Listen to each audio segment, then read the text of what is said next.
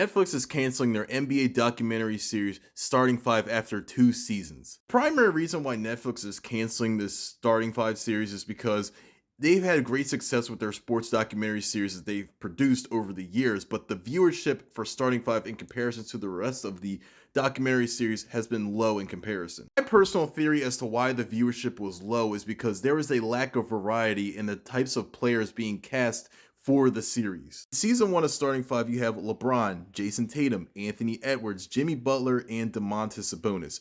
You have 5 established NBA All-Stars who are all on teams in the mix for the playoffs. There's very little variety in all of these players except for the teams that they play for. And then for Season 2, you have Kevin Durant, SGA, James Harden, Tyrese Halliburton, and Jaylen Brown.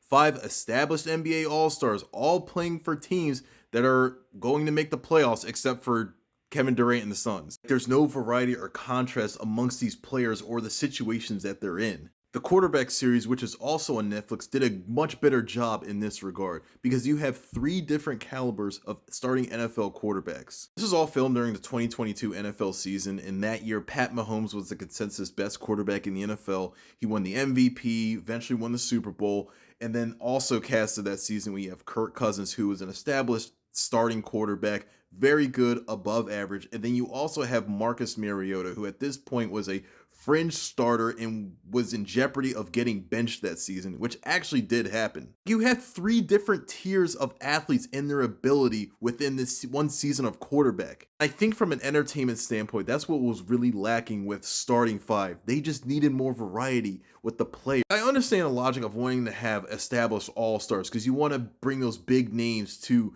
the series that you're trying to promote. I understand it, like LeBron and Jason Tatum. But I would like to see a rookie and how he navigates the NBA in his first season. Or you have a guy that's like on a two-way contract who's going back and forth between this NBA team and the G League team, and him wanting to establish himself as an NBA talent as he wants to stay in the NBA. Or you have a really talented player that's on a team that's projected to be very bad, like LaMelo Ball on the Hornets, him being such a good player, how he wills his teams to winning, and despite all the losing that they're doing.